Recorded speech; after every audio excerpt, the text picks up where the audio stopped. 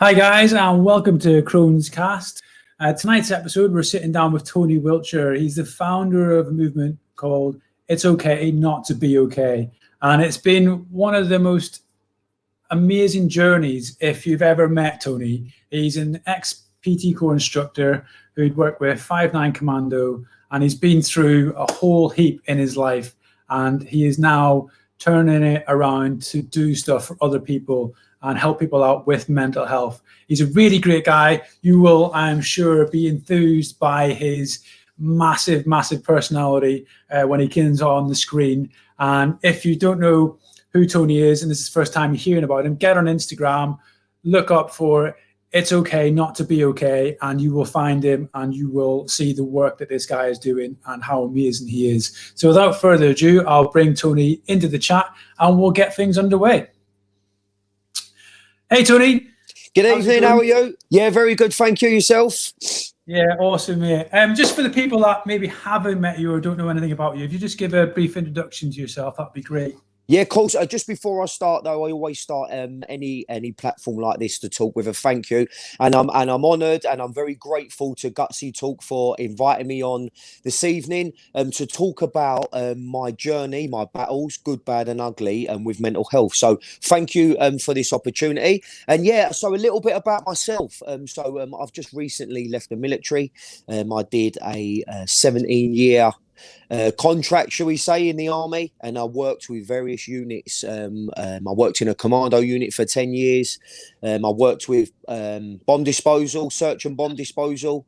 I've done various operational tours all over the world, and I served in some very special and elite units. And I finished my military career in the Royal Army Physical Training Corps. I was training the soldiers and was in charge of their sort of nutrition, the gymnasiums, the sports teams, and their fitness. And then I proceeded into the exercise rehabilitation, so dealing with soldiers with from very minor injuries to the soldiers that had some very major injuries. Yeah, my life's been a little bit of a roller coaster. And we're going to talk about that tonight. And the reason why I've been invited to talk tonight is because mental health is big, people. It's a very, very, very big problem in the world today, and it's not going away.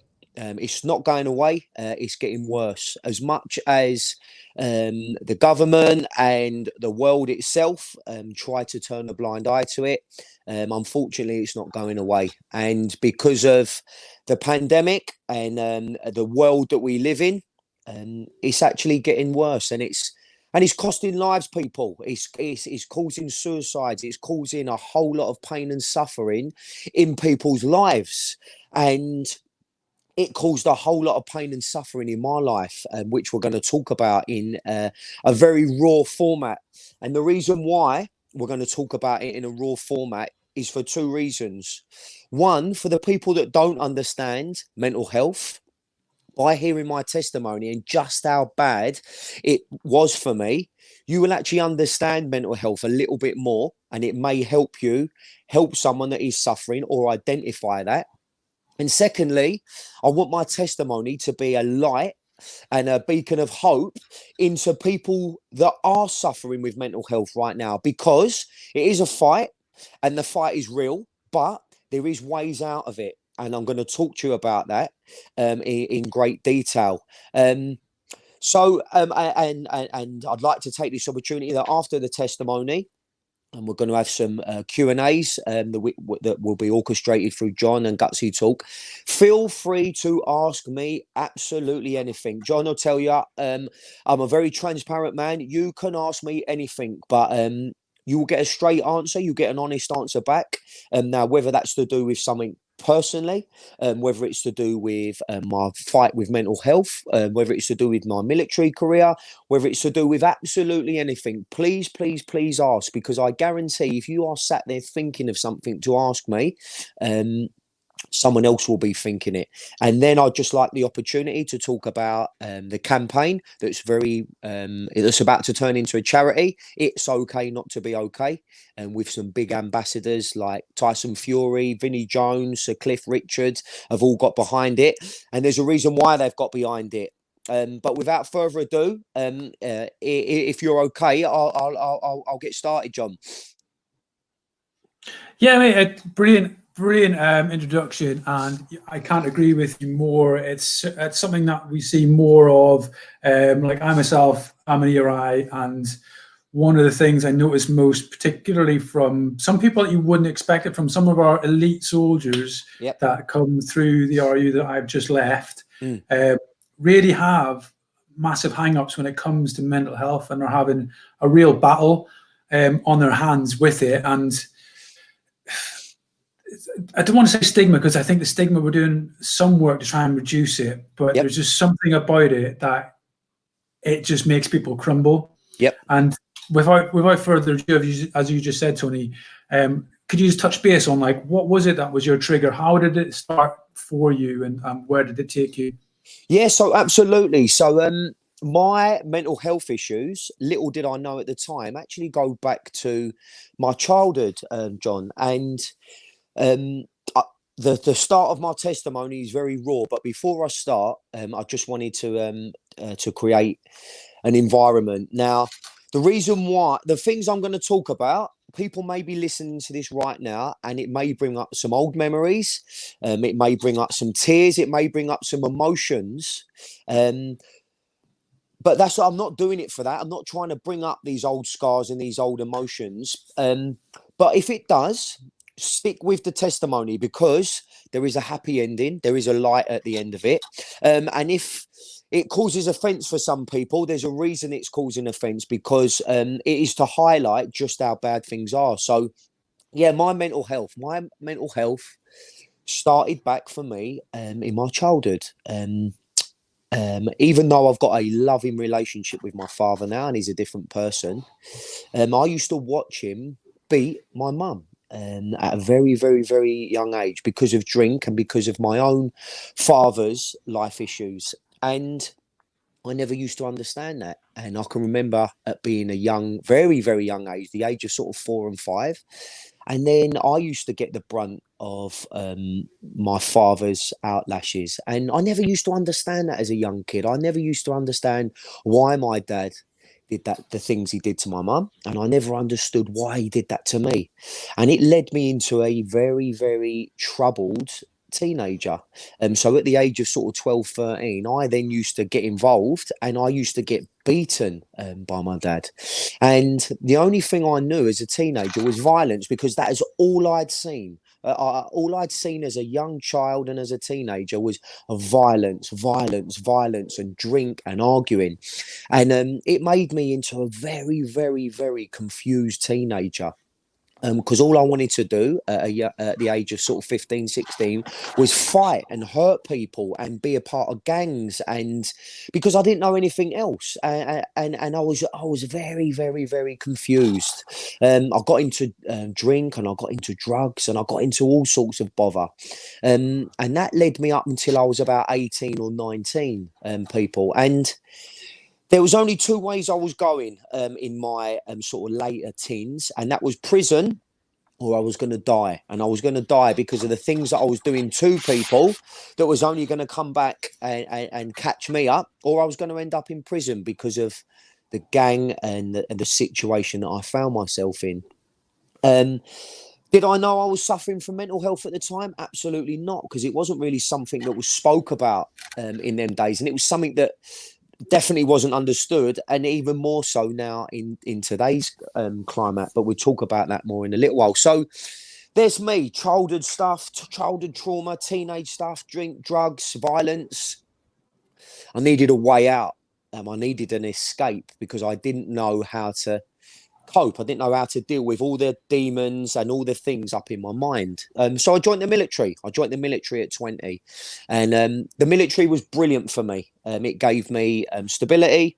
It gave me discipline. It gave me a family. It gave me a purpose to live. It got me out of that bad, toxic environment that I'd been a part of my whole life. So brilliant for a period of time. Tony Wilshire, I'd masked the problems in my head. And then obviously the operational tour started. Obviously I was in commando units and various other units. And yeah, I see things and I did things that then caused their own problems in my mind. But I wasn't a young man then. I was a man. I was a soldier. So mixed with childhood stuff, teenage stuff, drink, drugs, violence, PTSD, the things I'd seen and done in Afghanistan, I was a very, very, very confused person. And the biggest problem for me was failing to notice that something was actually wrong with me. I refused to accept that anything was wrong with me. I was so deluded and I was so prideful and I was so naive that eventually I pushed every single thing away from me that loved me. I lost my friends, I lost my family, I lost my beautiful wife because she just refused to put up with me anymore. I lost my two beautiful children that was my absolute world to me. And I got told by a court that I would never see them again and I would never speak to them again. And I was a monster at the time, people, and I didn't deserve my children or my wife or my friends or my family. And the only reason that I hung into the military, my job in the military, is because I had a good boss. And he turned a blind eye to a lot of things, and I covered a lot of things as good PT corps men do. And I put on a brave face, but inside I was broken and I was dying, and I didn't know how to deal with all the stuff that was inside my mind and buried deep down inside of me. And even then, I still refused to accept that something was actually wrong with me. And then the military, in their wisdom, they said to me, right, oh no, so I'll go back one, apologise. So I then separated from my wife and I moved back into into the barracks. I was living in a room on my own, no wife, no kids, and yeah, I got into a very, very, very bad way. My mental health, depression, anxiety, my drinking went through the roof. My addiction went through the roof. And I was in a bad way. But I hadn't told anyone and no one knew just how bad I was. Behind them four walls of an evening, I was a broken man. I used to cry myself to sleep. And then I would get up in the morning, put a brave face on, be very good at my job, and I would go back to them four walls, a broken, dying man. And in March 2019, so nearly 2 years ago, I had a mental breakdown at work. I went into work and someone said the slightest little thing to me, and I smashed my office to pieces for an hour. Every desk, window, computer, cabinet, every person. I'm not proud of it. Got the brunt of my breakdown. Now, it wasn't until I got sat in front of the commanding officer of that unit and he actually said to me, "What is going on in your life, Tony?" And I did. And I told him exactly what I just told you, but in much more detail. And he said, right, okay, we're going to give you a year off. We're going to get you a home in the middle of nowhere. You're just going to relax and you're going to recover. We're going to give you lots of different tools to deal with what you're going through. As soon as you're better, you can come back to the military. So I did. I lived in a 3-bed home in the middle of nowhere. No one knew I was there. I never knew anyone. And I rotted into nothing. I lived in a room on a mattress. I didn't wash. I didn't brush my teeth. I very rarely ate. I didn't speak to anyone. The odd time that people tried to intercede into my life, I just said, yes, I'm fine. And I cracked on, spiraling further and further and further into darkness. My drinking went through the absolute roof. My addiction went through the roof. And my mental health went to different levels. I got to a stage where my mental health was so bad, I never even used to leave this bedroom, on this mattress in a bedroom, to even go to the toilet. I was so fearful of the world and I was so broken and in darkness, I used to actually go to the toilet in the waste paper bin that was in my bedroom. I would go for probably periods of 20, 25 days and then sort of come out, because if I hadn't come out the room, I would have died. And then I'd go back in for a further 20 days. And this went on for 9 months. And during my period in recovery, I tried therapy. It made me worse. I tried psychiatry. That made me worse. I got put in a mental recovery unit, but I refused to accept any of the courses that they tried to put me on. I tried a period of rehabilitation. I tried meds. They made me worse. They tried all sorts of medication. But my mental health at this point had gone so bad that just going for a walk and getting some fresh air and the various other coping strategies, life coping strategies, it was beyond. I was beyond help. The truth of it was, on January the 10th, so just over a year ago, I was so broken and I had nothing to live for. So I had no wife, no kids, no home. I was £20,000 in debt. I hadn't been in work for nearly a year. I was broken, people, and I was in darkness, literal darkness. I actually call it a pit of hell that I was living in, and I had nothing to live for. I can remember the mother of my children actually come into this house one day, and she shouted through the letterbox, "Anthony, I hate you for the things that you've done and put me through, but just come and say hello to your children. I know you're in a bad way." And I could hear my little 2-year-old shout through the letterbox, "Dad, Dad, Dad, Dad." And I replied back to through the letterbox, "Go away and leave me alone."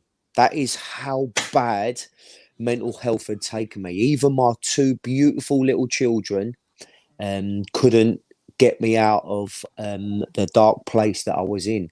And I walked back into the bedroom and I continued doing what I did. Now, by the great so just to summarize, so I tried everything to change my mental health. My wife had tried everything, my family had tried everything, and here comes the light, here comes the hope in people's life. Now, what I'm about to tell you, for those of you that know me very well, and for those that have soldiered with me or was my friend, when someone came to the thing that saved my life, it shocked me, and it still shocks me now, but it's something that I'd never, ever, ever turn my back on, because it did save my life. Someone came to that home and they said to me, "Tony, I know you're in a bad way. Would you come to church with me tomorrow?" And I said, "I'm not coming to church. I don't believe in God." He said, "No, there's a difference. You don't not believe, you just don't understand." Now, I was in such a bad place. So just to reiterate, didn't leave my room, drinking every day, addiction every day, mental health through the roof, urinating and going to a toilet in a waste paper bin, nothing to live for. I was actually the next thing for me in my life was suicide. And I was in the final stages of planning that. And I was so broken and I was so down. I actually said to this man, "Do you know what? I will come, because nothing else has worked for me." And I did. On January the 10th last year, I went to a Christian church. And when I walked into this place, the power of God hit me and it nearly took me off my feet. And all of a sudden, I felt a love. I felt a warmth.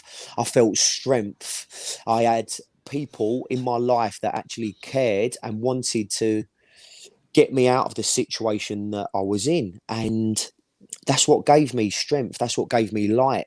And then and only then, I continued my Christian journey. I started to read my Bible. I continued to go to that Christian church. I continued to be a Christian and stay with my Christian family. And then and only then did I have the strength to start putting things in place. I then started to go for walks. I then started to talk to people about my mental health. I then started to let people in that had tried helping me their whole lives.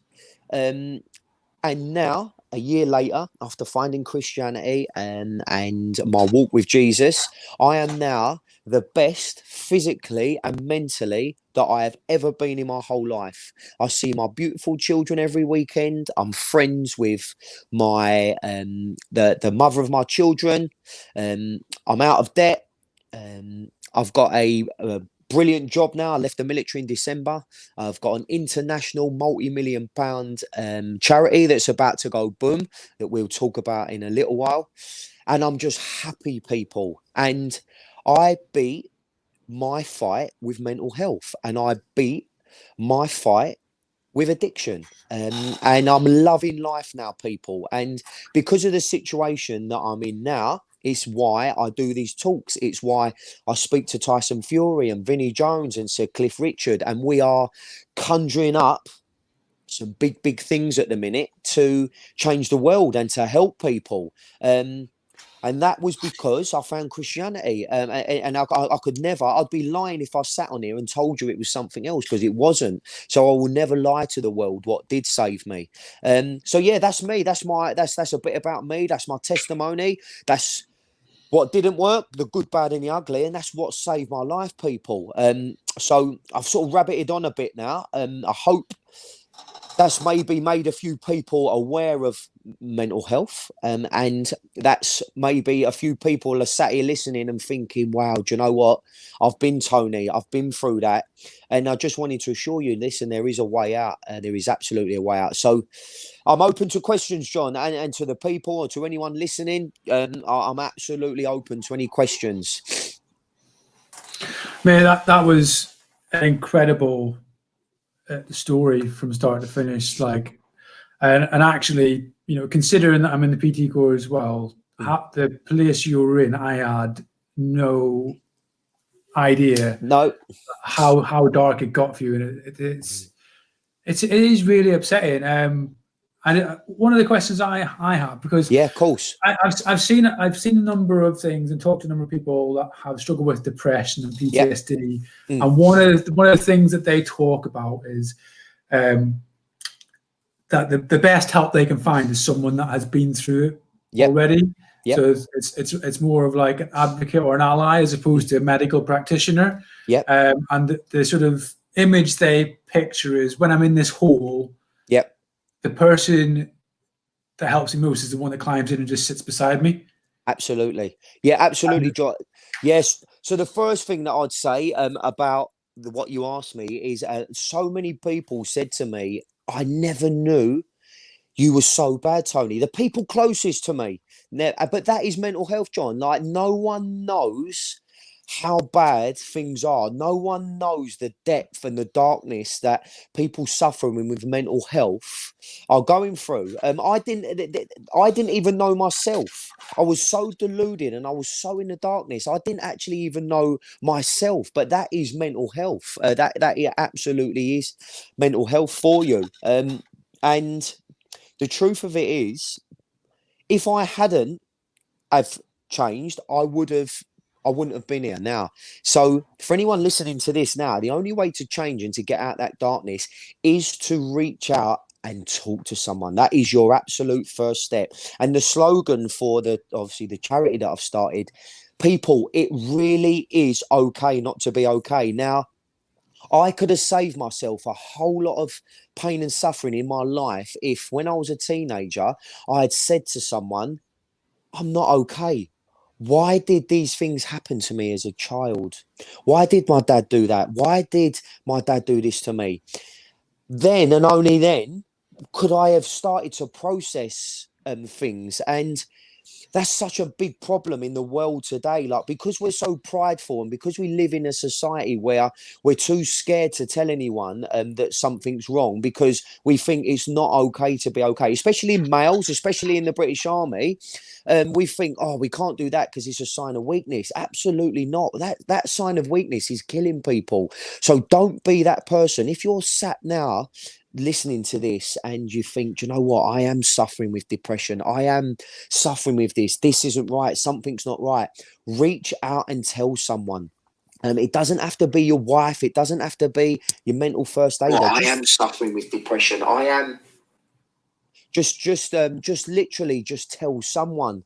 Um, um, so yeah, that's what I would say about mental health, John. And something that you touched on then that I wanted to bring out, and it's a real permanent point. So there's two different sides to mental health. So mental health is it's become sort of trendy in society now. Like sort of everyone's got it, and everyone's like, "Oh, what tablets you on, and what you doing?" And I'm suffering from mental health. But I just want to draw a line, Mm.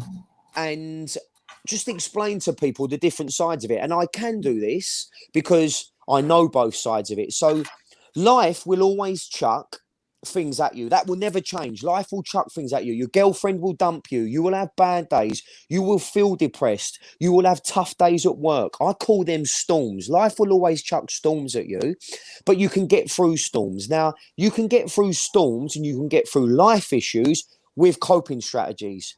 Talking to someone, going for walks, doing a bit of exercise, fresh air. And there's various other coping strategies to deal with life issues. If we don't deal with the life issues and the storms that you're going through, they then turn into mental health issues. Now, mental health issues can't be solved with going for a walk, talking, bit of PT, and coping strategies. They are then a lot deeper. They're a lot darker. They're a lot more deep rooted. So, what I urge people is before we get to that dark place, reach out and tell someone and get some coping strategies put in place before you go over to the dark side. Because when you are in the dark side, you need a lot more strength and a lot more something, a lot with a lot more bang to get you out of that place. Like, so Jesus was my bang. Jesus was my strength to get me out of that place. So yeah, that's just something that was a sort of golden nugget, a permanent point I wanted to get out there, John.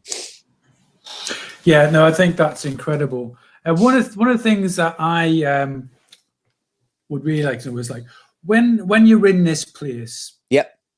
what is it that keeps you there? What's your mindset? How do you view the outside world? Yeah. From that perspective. Yep. Great question. So when you are in that place, when you are in deep depression, anxiety, I got labelled with all sorts of mental health. The world is like a mountain that's impossible to climb. It's like a darkness that is impossible to get out of. You feel like there is no way out. It's just like an impossible task. But what you will find, people, is baby steps, just little tiny baby steps. And when you actually start moving forward slowly but surely and into that light and out of that darkness, you will find very quickly that within a space of 2 weeks that you're actually in a lot better place and you're moving forwards. Whereas like the best parable I could explain is like you're a big boulder, and just to get that boulder moving seems impossible. But once it is, and you've got momentum, then you'll find yourself out of it. And you'll find that mountain just isn't as steep as you thought. And there is a way out. There is always a way out, people. Never, ever get to that place where you think it's impossible. It is absolutely possible to get out. But it all starts with you. With you, your heart and your mindset. You have to come to a place where you accept that something is wrong with you, that something just isn't right, and that you aren't dealing with what's going on in your mind and deep down in you. You have to come to that place, because until you have that revelation, then and only then will you start to accept help. Now, people try to help me for years and years and years and years, but because I didn't have that revelation, because I hadn't had that there's something actually wrong with Tony Wilshire, I was never, ever, ever going to accept the help. I was never going to let anyone into my life to deal with these issues. So you have to have that revelation. So if you're sat listening to this now and you're thinking, oh, there's something not right, what Tony's talking about is making me realise, reach out and tell someone. There's lots of organisations, there's lots of charities out there, and it doesn't have to be a charity, it doesn't have to be a therapy, it doesn't have to be DCMH, it can be anyone, but definitely reach out and tell someone that you are suffering, that something's just not quite right in your life.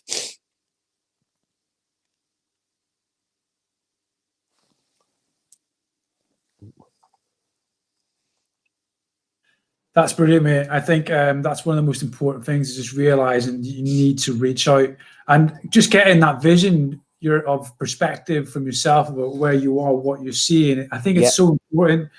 One, for people that are maybe going through it, to maybe recognize it within themselves, but also for people on the outside looking in. Like, it's so difficult to gain a perspective, because like sometimes, you know, you're closing yourself off.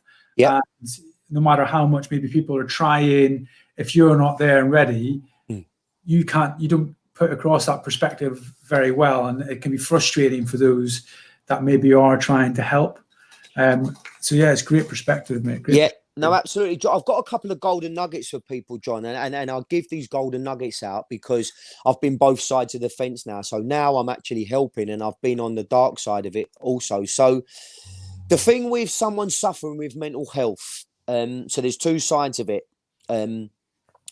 If you know someone is suffering, do not, and I repeat, do not judge that person. Do not poke that person. What's the matter with you? What's the matter with you? What's the matter with you? What's the matter with you? You will only make that person worse, because you will be trying to allude to the fact that something's wrong with him. But all that will be happening is you will be burying what's wrong even deeper, because he'll be I used to think there's nothing wrong with me, stop telling me something's wrong with me, stop telling me something's wrong with me, and it actually made things worse. But what I would suggest is be very soft to listen. Just, are you okay, buddy? Did you want to have a cup of tea? And just be there to support, and be ready for when that person does open up to you, or does break down to you, or does just say, do you know what, mucker? I'm not okay. Can I just have a chat with you about something? So just be that person. Don't prod, don't force. So then we've got to a point where that person is opening up to you. The best bit of advice I can give to you when someone is opening up is listen. Don't start judging. Don't start coming up with your own fandango plans to help that person. No, guess what we're going to do? We're going to run a marathon together next month. No, don't do that. Just listen to what the person's got to say. Be a very, very, very good listener. And then do the things that the person is comfortable with. So then suggest, maybe, listen, did you want to meet and have another cup of tea tomorrow? So be very softly. Or did you want to go and have a walk tomorrow? Meet that person on their terms. Meet that person where they're at, and do the things that the person wants to do, not the things that you want to do to get him out of his mental health, because you deep down know this is really going to help that person. But that's not what that person needs to hear at the minute. Just meet him at his own terms. Push that big boulder as quickly or as slowly as he wants to, and then just walk with him side by side and just support him with his walk. So that's one of the golden nuggets. Now, another golden nugget for people. So I was one of these. Sometimes you never know that something is going on in that person's life. You will never know that that person is suffering with mental health. So I'm going to give you a couple of top tips when looking out for people that are suffering. Red flags. Just look for a change in a person's attitude, his character. If he wasn't a drinker and then all of a sudden starts to drink, think, oh, something's up here. Or if that person very rarely swears, but then starts swearing, think something's not quite right here. If that person starts to be aggressive, or he starts being late to work, or he starts looking untidy, just bear that in the back of the mind. So this is something that we're trying to change in the military. So in days of old, if I had a soldier in my troop that started to turn up hungover, started to turn up late for parade, started to have an attitude problem, I used to thrash that soldier, or you would give him extra duties, or you would come down hard on that soldier. But really, what we should have been doing is recognising, well, do you know what? Joe Bloggs is being really out of character. So let's get him in and let's just ask him, listen, mate, is everything okay? Yeah, everything's fine. Right, okay. Well, you was late this morning, so I was just checking that everything's okay. Yeah, no, I'm all right, Sarge, or I'm all right, whatever your corporation is. Then if it happens again, so give that person a little bit of grace until they open up to you, but just discern where they're at. If he's just one of these people that's just taking liberties, then or he's a general person, then we obviously deal with that accordingly. But if it's out of character, then just have a bit of grace with that person and wait for him to open up, and then intercede into his life to help him. So I done a testimony to a corporation, a multi-billion-pound corporation, a couple of weeks ago. They have got the best infrastructures in place: mental first aiders, occupational health therapies. They do meetings every week. They've spent millions and millions of pounds for their employees' mental health. But do you know what? It means nothing unless that employee actually opens up to someone and says, I've got a problem, I then need that help. So be that person, be that friend, be that oppo, be that person you work with, be that family member, just to sit and listen. And then when they have reached out, then say, listen, I think we should maybe just go and have a talk to the boss, go and have a talk to the troop commander, let's go and have a talk to the mental health teams. And that brings me on nicely to another point. So when someone's reaching out to you and telling you, oh, listen, my girlfriend's dumped me, I'm feeling a bit depressed, you have a little cup of tea, you have a little kiss and cuddle. Listen, everything's going to be all right, mate. Let's go gym. Let's go and have a coffee and we can get over that. Now, if someone opens up to you and starts talking to you about something and alarm bells are ringing and you think, wow, this is quite bad. I am worried about my mate, my brother, my sister, my oppo, whatever. You need to find it within yourself to find the courage and the integrity to go and tell someone outside of your friendship, your family, and say to someone, listen, I am worried about my friend. I am worried about my brother. I am worried about my sister. Because even though your friend, brother, or sister might absolutely hate you at the time because you've broken their trust, you've violated their trust, you may well have just saved that person's life, because then someone can come in and actually sit down and talk to someone and get the help that that person needs in their life. Because if you think you are being a good egg and a good mate and saying, oh, do you know what, I better not tell someone because I promised him, I swore to him that I wouldn't tell anyone, you could actually be having a detriment to your friends' mental health. And let me tell you something, because I've dealt with cases now. People now are living in regret and they wish that they had told someone when someone had opened up to them because something bad has happened to their friend or family member. So that's a bit raw, but it's an absolute truth, people. So, yeah, bear that in mind when you're dealing with people with mental health. And there's a couple of little golden nuggets to take away. And they're not, I've not read them out of a book and I've not got them off a charity. I've not been on YouTube for that. They are absolute facts, people, because I've been both sides of the fence and it's okay. I've got 4 pillars of help where they help people with mental health and addiction. And what I've just spoke about works and it's been saving lives. And from the other side, from me, I was dealt badly and it actually caused my mental health to be worse. So because of how I was treated, I would never, ever, ever do that whilst helping other people. So I hope you've got a couple of little golden nuggets there for your people. Yeah, Tony, I think it's really important as well, like your perspective, to be able to come at it from both sides and having experienced both ends of the stick is really, really important for this to make anything better. One of the things that gets bandied about a lot, particularly in the sort of the medical world, is active listening. Yep. And I'm just wondering if you'd be able to maybe give some pointers on how people can maybe listen actively and maybe be better at listening, because it's quite a skill. Yeah, no, absolutely. And do you know what? It's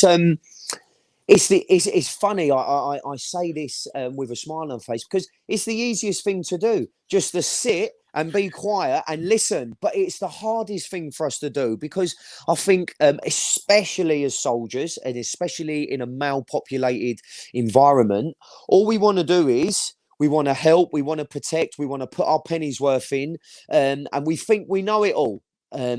And we don't do it on purpose. We certainly don't do it on purpose. And we, by speaking into people's lives and telling them, what will make them better, and get a grip with yourself, and mate, you're just depressed, get your running trainers on, let's go and do that. Do you know what, that can have such a detrimental effect onto people's mental health. So active listening, it's called various things, but that's a good way to put it. And from from a medical term, that's what people are using now. It's exactly that. It speaks for itself. It is just listening to people, just listening to what that person's got to say for themselves. And you know what? 9 times out of 10, you will find that what that person is talking to you about, and there's normally a reason why they're actually opening up to you, is because you've probably been through it yourself. I'll go back to the girlfriend one. Say someone is opening up to you and they said they're feeling a little bit depressed because their girlfriend's dumped them, and they're feeling a bit down in the dumps. They've been drinking a little bit more than normal. 9 times out of 10, you probably would have been through that scenario. You would have been dumped by your girlfriend, you would have been making some bad choices. So you can have empathy with them. You can just go, do you know what? I've been through that. And so listen, talk about you going through it, because then straight away you've built up a rapport, and that person then sees light in you because they know that you've actually got through it. And then they will probably let them ask you, what helped you get through that? What got you through that? And then you can go through that together. So 100%, be a listener, do not be a talker, do not be a judge, and do not intercede into that person's life to try and change what they want to do. And as I touched on before, if they're opening up to you and it is something more serious, flag it up to a medical professional, someone that's in the military, someone that's in a corporation, a charity. And we've got a team of people on board now that can actually speak wisdom into someone's life, not just someone that's come up with their own fandango ideas to help people, because it can have a real detriment effect. I hope that answers your question about active listening there, John. Yeah, Tony, like, again, amazing knowledge bombs just getting dropped. And I think it is so important, and you can probably agree with me, the number of times that you have a conversation, particularly in the military, where there's always at least one person chomping just to cut you off and get their across. Yep. And it's so important as I guess managers now as well, coming from that perspective. And it's something I certainly do with my gym staff, is try and have that chat with them, that, you know, if there is something uncharacteristically going on, that it's a conversation as opposed to me going, right, here's the ag guy form. Yeah, absolutely. And you know what? It's something that we need to be so much more conscious about, especially in today's climate, and especially in the world we live today. So as a leader of men, or a boss of a company, or a sergeant of a troop, do them little one-on-one check-ins. Just get them in the office. Listen, is everything okay? What's going on? And just build up a rapport with people and have the group discussions. 9 times out of 10, if you sit in a room with people and someone starts to open up about something that they're struggling with, I guarantee there'll be someone else struggling with it in that room, and it will create a group discussion, and it will create a positive atmosphere, and you can deal with things together, as opposed to being the biggest how can I put this? The biggest tool that mental health has against people is isolation. When you are alone and you feel like you have no one to talk to, and that there isn't any branches to reach out to, that's where mental health thrives. That's where addiction thrives, because it's got you on your own. It's got your thoughts on your own. It's got you in a dark place. So the more that you create platforms and environments for that person to open up, it may not be the first time. The first time you get them in the office, listen, is everything okay? Everything's fine, Sarge. Everything's fine, boss. Maybe the second time it might be. The third time, if there's something underlying in that person's life, he may then think, do you know what? I've got enough of a rapport with my troop sergeant and my boss. Do you know what? This is the 4th time he's asked me if I'm all right. This man actually cares about me. And then and only then will he open up. But don't make it a tick box exercise, people. Don't make it a formality. Make it relationship. Have relationships with the people below and above you. In families, make time to have chats with your sons, your daughters, your dads, your mums, your aunties. Don't make it a formality, because again, if someone gets put into a box where they think, right, he's sitting me down now to have a chat about this, it'll be, the barriers will be up very closely. Whereas if they come into a comfortable environment where their barriers are down, they feel like they can open up, that's when people will open up. So be mindful as a leader, be mindful of a boss to create that atmosphere. And if you are the type of boss that's a bit hard, I was always one of them bosses. Learn and educate yourself about how to listen, about how to be a bit softer, about when someone comes to you with a problem, approach it with wisdom. And if you don't know, then sort of go to the left and the right and ask for wisdom on this, because that's what makes a good boss, a good sergeant, a good big brother, a good father, as opposed to sort of a hard person that's not going to help that person at all. Yeah, I mean, that's so true as well. Like, coming from that sort of emotional level and trying to build a rapport in a relationship is such a more important and more productive way, I think, to have those conversations. Yeah, absolutely. I'm not sure if you're aware of some of the things that were coming through. They launched last year in the middle of COVID, to be honest. It was the Op Smart campaign, and then Head Fit as well, which I think Prince Harry headed up, or that's right. Whatever title he's taken now. But what I want to talk about now is it's okay not to be okay, and like, what sort of stuff are you driving with this? Like, how can people come and get in contact with yourself if they need help? Like, where do you fit into this, and where is it's okay not to be okay going in the future? Yep. So I'll go back from the start. So It's Okay Not to Be Okay was born via me. I'd done a video basically where I hadn't spoke to people for a long time. Some people that know me my whole life knew that something wasn't right.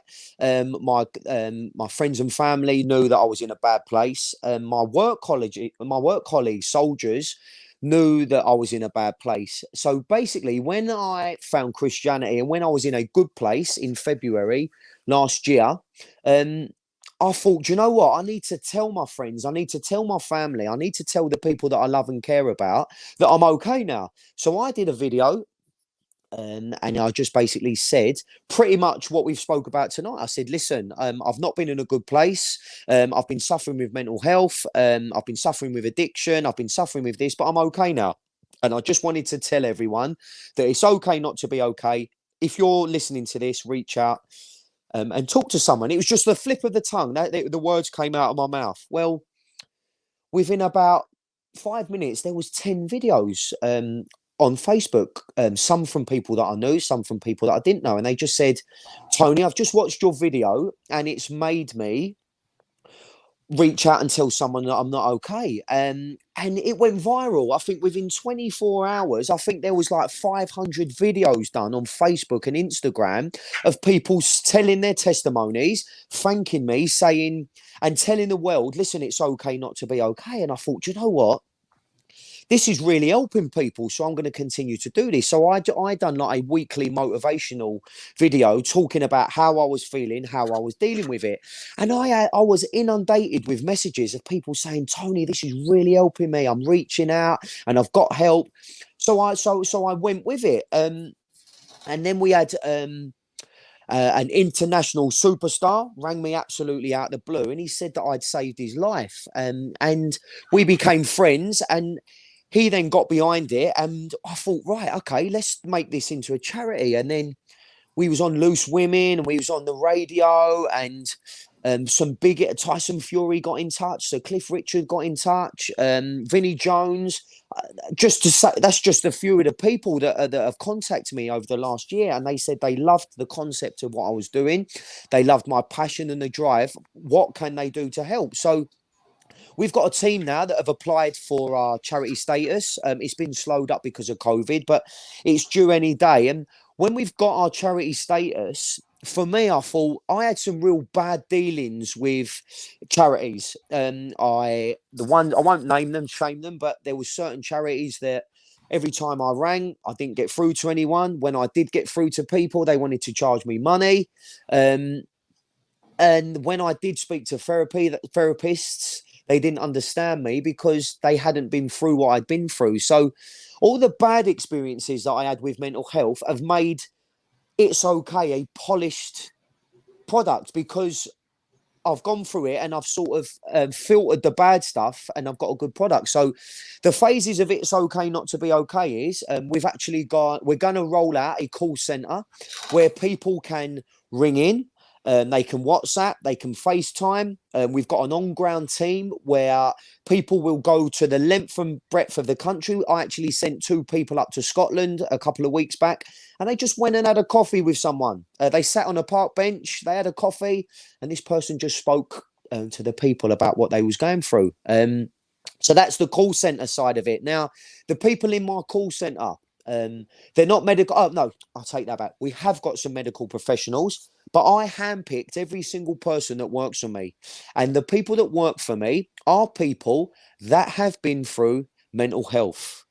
They've been people that have been sexually abused, violently abused, addicts, violence. I handpicked people because I actually had someone ring me a few months ago, and he said, "What qualifications have you got to do with mental health? You're doing all this. I want to know what qualifications you've got." And I said, "Well, explain yourself. What qualifications have you got?" And he said, "I've got a PhD, MHD, blah, blah, blah, blah, this." And I said, "Oh, right, great. Okay. Well, where did you get that?" And he said, "I've been at uni for 10 years. And I said, "Have you ever suffered with mental health?" And he said, "No." So I said, "Well, that makes me more qualified than you, Cupcake, because I've been through it and I know about it." And he was lost for words, and he actually agreed with me. That was the basis for me. And I thought, do you know what? Every single person that's going to work with me has to have gone through it, to have empathy, to talk to someone that's telling them about it. So that's the people that we're going to have on board. That'll be rolling out sort of officially with a website, with a referral form, and we've got teams in place to help people. So that's phase 1, John, of It's Okay Not to Be Okay. And the 4 pillars of our call center is what we've just spoke about. Listen. The person that's listening will give their own personal testimony. Then we ask the person what their needs are. What can It's Okay Not to Be Okay do to help that person in their life right now? Now, the 4th part of the call center is we will never leave you or forsake you. You're not just a name and a number in a database for It's Okay. We will listen, help, and then check up on you, and check up on you, and check up on you, and check up on you until whatever it is that you decide to help your mental health, because there's loads of different avenues. There's loads of things that help different people. Christianity was mine. Other things help other people. And then we will check and we check and we check. Redemption, I call it, the 3rd pillar, where in a week's time, the call center will check up. How are you getting on? I'm doing really well, thank you. A 4-week check. How are you getting on? Yeah, I sort of slip back a bit, and then we will start the process again. Okay, we'll try something else. So that's the call center, and that is what will help people in their mental health. Phase 2 was the boot camp. So I knew the power of fitness. I knew the power of being out in the fresh air. So I actually started a boot camp in my local town park before the COVID. And it was absolutely free of charge. It was funded by It's Okay Not to Be Okay. Well, mainly because it was me, so I didn't have to pay myself. And I had people come, and we went on walks for the people that wasn't as fit. We done some light exercise, and we just came together as a group on a Friday evening. And that's the big vision for It's Okay. We will have It's Okay Not to Be Okay boot camps in big towns all over the place, and we'll have you will be able to come free of charge, do some exercise, go for a walk, and just get in the fresh air. So that's phase 2, what we will be rolling out. So watch this space, people. The big vision for It's Okay Not to Be Okay is we're going to actually open mental health retreats all over the country, and they will be like rehabilitation. So we will take people out of their darkness and their toxic environment that they're in, and we will put them in a safe place for a period of 2 weeks. It will be very regimented. You will be up, there will be breakfast, there will be PT, there will be group discussions, there will be some well-being side of it. We'll get governments in to do talks. We will pull in a few favours of the celebrities that have got in touch with me, and we will just get them people strong enough and with some coping strategies in their place to then put them back into the world a better place. Something else we're looking to do a workplace program where we will go into corporations, where we will come into the military eventually, and we will offer a package that you can go online and use. It'll be an app. You can use it on your phone, and it'll be very simple. I'm not trying to invent the wheel. I'm not trying to bring science. People try and overcomplicate mental health. So for me, our workplace package and the things that I implement in It's Okay Not to Be Okay is the things that I know have been tried and tested to help me. We've had about 300 people come through It's Okay already, and people are getting helped. People are getting saved. People are getting through their fights with mental health. So I will continue to use the tools that I'm using, and the tools I'm using are nutrition, talking to people, fitness and fresh air, and eventually a meditation stream as well, because I believe that there's real power in that. So yeah, that's a little bit about It's Okay and its vision and sort of where it's going. So watch this space, people. And if you've watched this and you've been touched by my testimony, or you're suffering yourself, when this is up and running, get in touch with me. Get in touch with It's Okay Not to Be Okay. We will help you. And even if you're not suffering and you think, do you know what, fair play to Tony Wilshire, get behind it. The only way It's Okay Not to Be Okay is going to grow is for people to get behind it, because things don't just happen out of my pocket. We have to build, we have to grow, we have to get foundations in place. Lots of people have reached out and said, listen, I can actually bring this to the table, and they've really helped me in that. So yeah, please support it, get behind it, because I always say to people, dreams only come true if you actually turn them into reality. Well, guess what? My dream is to save the world, is to save lives. And I've turned my dream into reality with It's Okay Not to Be Okay. The vision and the power comes from me. And I will always drive it. I will always spearhead it, because of my love and my passion to help people in their darkness, because I've been there, people. I'm a statistic of mental health, and it's not nice. It's not a nice place, and I will do everything in my powers to help people. So always remember them words, people. Yeah, and I think that's really powerful. And it sounds like everything is going really well despite what is happening in the world at the minute. One of the things that just triggered a thought for me whenever you're talking about having those groups where you're doing group activities, walking around the park, doing a bit of PT in the park and stuff like that. This is a social interaction for me, I think, is one of the key aspects. And I'm just wondering, society has changed so much and so quickly in the past sort of 10, 20, 30 years. Like, I look at what my parents got from their parents and what I'm getting from my parents, and the changes are so vast and different. I'm just wondering if the society changes are one of the triggers for mental health. Because if you think about, like, even my parents grew up in streets where essentially everyone in that street was more or less doing the same job, more or less worked together.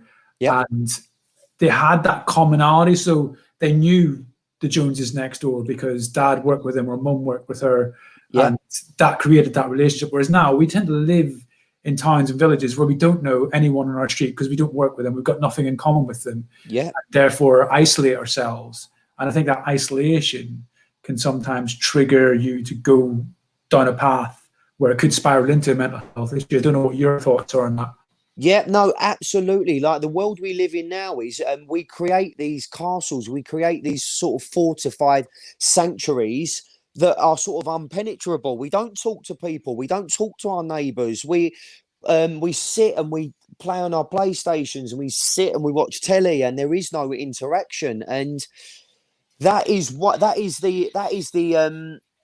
the power and the importance behind phase 1 and phase 2 for me, John. So the call center is to just get people talking, just to create an environment where someone can talk, where they've got an opportunity to open up to people. And the sort of A to the phase 1 is we have a Zoom call we used to do it on a Tuesday. We're going to change it now, where we do this. We just do this. Anyone can come on. We just have a chat and we just create a platform for people to talk. Now, as much as there's power in fresh air in the boot camps, the main reason why I do it on a Friday evening is because of the fellowship. You get normally on average before the COVID restrictions, I had 40 or 50 people that never knew each other that came, did a bit of fitness, was in the fresh air, and they spoke. At the end of it, someone that never knew someone else was like, "Oh, hello, how are you? Yeah, I've had a bit of a tough day." And then you'd look, it was so lovely to see, John. I would look in the park and people was having conversations and taking each other's phone numbers and then going and having coffees and meeting people for meals. So for me, that was the reward. I was like, it's not about the fresh air and the fitness. Obviously, that helps. We know scientifically that helps. But it was about the creating that platform for people to help. So just get creative, people. You haven't got to be in a park. You haven't got to create a Zoom. You haven't got to have an international charity. Just start talking to each other. Pick up the phone. Ring your auntie blogs. Ring your dad. Ring your brother and your sister.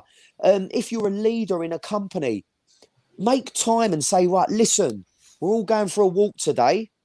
Don't label it. Don't say we're going for a mental health awareness walk today. Just say we're going for a walk. We're going to sit down and have a cup of tea.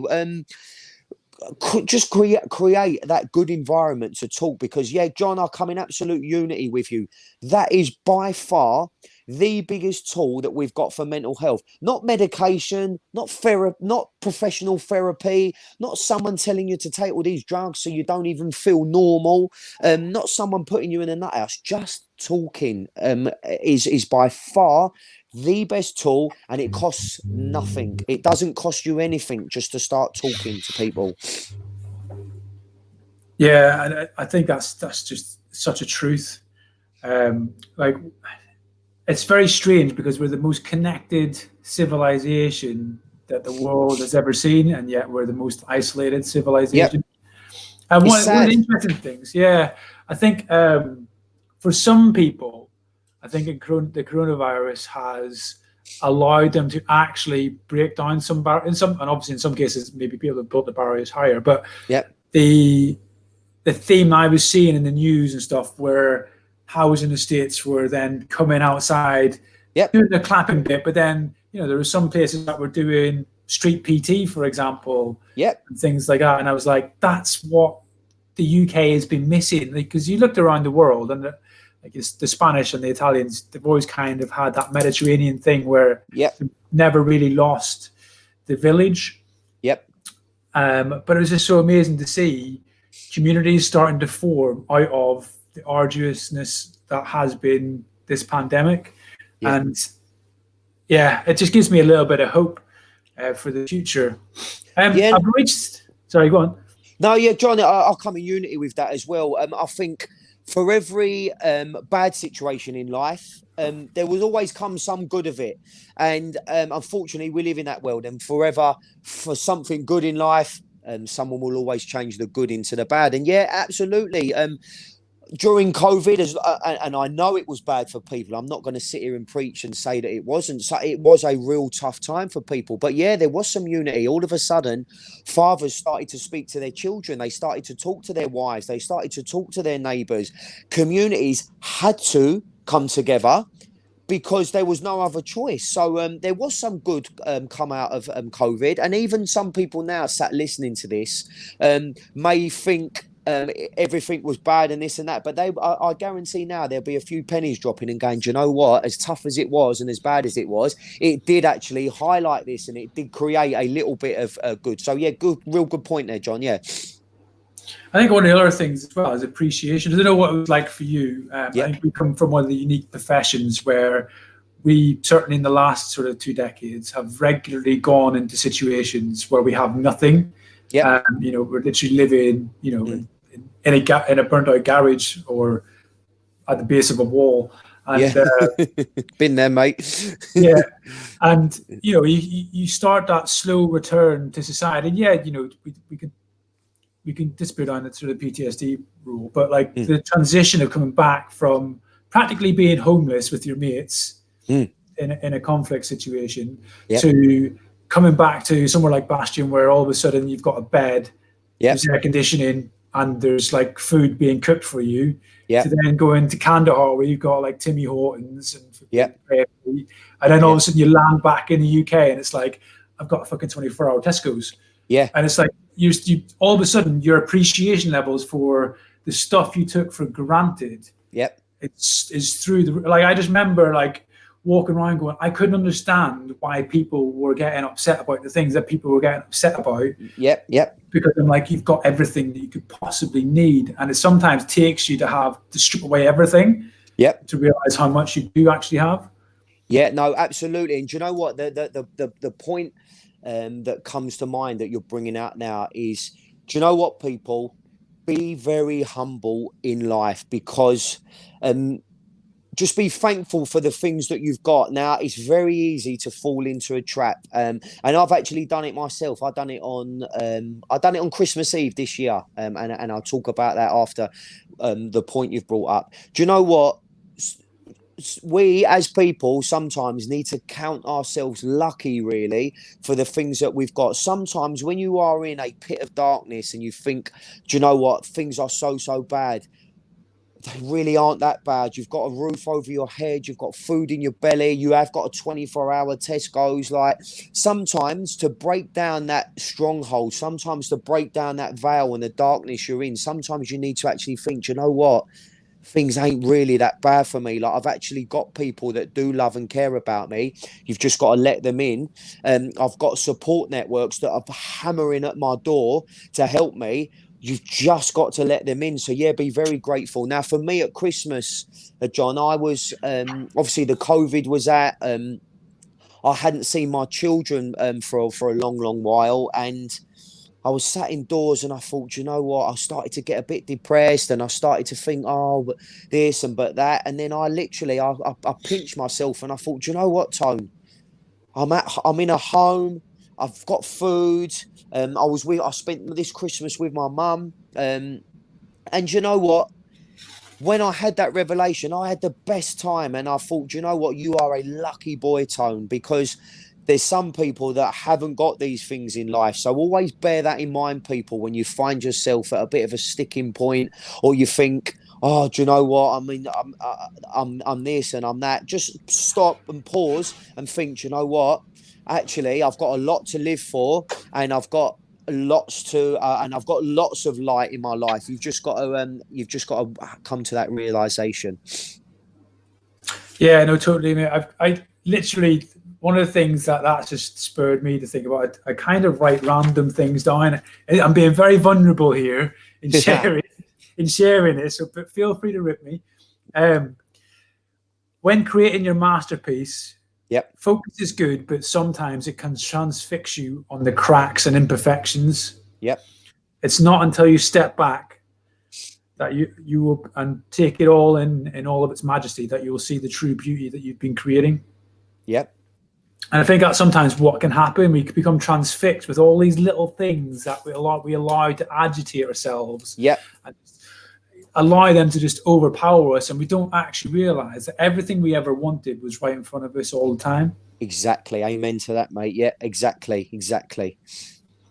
I've reached a part of the show, I call it the three truths. I watch this guy called Lewis Howes. He's a business podcast guy. Mm-hmm. And basically, the three truths is we've reached the end of whatever, of existence or the world, and basically everything you've ever done is removed. So it's okay not to be okay is gone. No one can find it. All the videos and books and celebrity connection stuff disappeared. Yep. What would your three truths be that you feel the world should learn? Like life lessons, so to speak. What would your three truths be? So mine would be humble, definitely. Be grateful for the things in your life, and be happy. And I'll tell you why it's so important to be happy, because in the grand scheme of things, John, we don't have many days in this life. Life's very short, and for people like me and you, we've seen how quick life can be taken away from you. And even in the world now, people that live in the world are starting to see how easily life can be taken away. So if you're going through life now, you're listening to this and you are in an unhappy place, or whatever you are choosing to put in your life is making you unhappy, take up authority of that right now and change it, because only you can change your life. Only you can decide to change your life, and then the other people will come into your life to change it, because every unhappy day is a wasted day. Spend your life happy, spend your life rejoicing. I am grateful that I'm now happy. I wake up every day happy and enjoy life, as opposed to just wasting days. And I wish now that I dealt with my issues a long time ago. And the biggest thing for me is I wish someone had told me about Jesus. I wish someone had told me about Christianity so long ago, because I would have found strength in it, and I would have found a light in it all them years back. And just something that as it goes, it's one of the three truths. Like it's something that I didn't believe in, I didn't understand, but I now do believe in. God is real, and He absolutely came and He saved my life. Now, if you've listened to anything that I've told you now, and you've tried everything to pull you out your darkness, and you've tried lots of worldly things, the therapy, and nothing's shifting, do you know what? Try something that you don't understand. Try a truth. Try something that saved Tony Wilshire's life. Just try Christianity. And I know that's a tough one to swallow for some people, because they're like, no, I don't believe in this, and I'm not religious. I'm not religious. I'm not part of a cult. I'm a Christian. I live by what I read in the Holy Bible, and I live by the strength of Jesus. And that is honestly one of the truths I would tell anyone in the world. If the world came to a place that you said, John, the truth, the hammer, the nail of the truth would be that God is real, and He will come and He will save your life, and He will put happiness into it. Amen. Amen. And I really think that, like, they are really powerful. Be grateful, to find happiness and potentially in faith. Yeah. And in chronic disease as well. Like I find that people may not define it as Christianity or God, but it seems that people tend to lean towards trusting into spiritualness, or the Tao, or another being that is greater than themselves, that has some form of divinity. And I think there's so much about that in almost, dare I say, surrendering yourself to that path, and that path is there for you, and life is for you as opposed to you, which is such a great, I think, way to view how you're going through it. One of the things that was what stuck out for me then was, again, like talking about people. There are so many people out there that we just don't realize are for us. One of the interesting things for me that always sticks in my mind is going back to some of the tours where the local populace of those tours, yes, obviously there were problems, but the general populace that we would interact with on a sort of daily basis, how kind and generous they were, despite the fact that I'm stood there in their house with modern tools of death and destruction. Yeah. And they would offer me, whether they felt obligated to or not, they would offer us bread and tea. Yep. And I'm sat there going, on reflection, like, I remember this kid, we had a random stop and there's a very basic patrol, and this kid was near me and gave me this pomegranate. Yep. I didn't know what it was. I was like, what the fuck is this thing? Obviously opened it, peeled it. I was like, it was the nicest thing I had ever eaten. Yeah. Probably because my palate was so cleansed. Done with Russians. Yeah. But it was genuinely, it was sensation. And it's not until like a couple of years later that I had this sort of reflective piece to go, that girl probably didn't eat that day. Yeah. Because she gave me that. And like, it takes you back to one of the parables about giving, where it's a church collection is talking about the Pharisees, I think it is. Yeah, that's it. Yeah. And they were mocking this person who was only giving pittance into the charitable collection. They would they would have a competition about giving lots, but actually that woman was giving, or that person was giving their all. Yeah. Actually, in God's eyes. Yeah, absolutely. Yeah. And it's just understanding those types of little things and those little like parable stories and stuff like that. There's so much meaning that you can pull out of them and apply to just everyday life. It's just fascinating to me. Exactly, absolutely. So my wisdom, my life wisdom now comes from the Bible, John. I read it, and when you read the scriptures and when you go over them parables, it actually reflects stuff into your own life, and it's made me a better person. And what you talk about now is, and it's something that we live in a world that we forget. We're all human beings, John. We've all got a heart. We've all got a mind. We've all got a love and a happiness inside us, but we're just lost. We're lost in this world, and we're lost to the pain and suffering that the world is inflicting on us. But sometimes it actually takes you to just go, do you know what? We're all family. We're all one people, and that we all need to love each other and support each other and get through pandemics, get through tough times together, get through as families, like unite and come together, not sort of isolate. And that's and you touched on it early. Communities have started to do that again. The world has started to come together instead of against each other. So yeah, a great way to finish there, John. A great way, mate.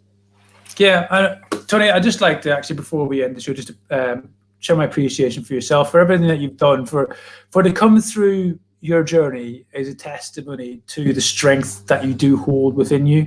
And I think everything that you've done from from simply talking and picking up a camera and putting yourself out there and being vulnerable, as you witnessed, just allowed so many other people to show their own vulnerability. I think, what's the quote?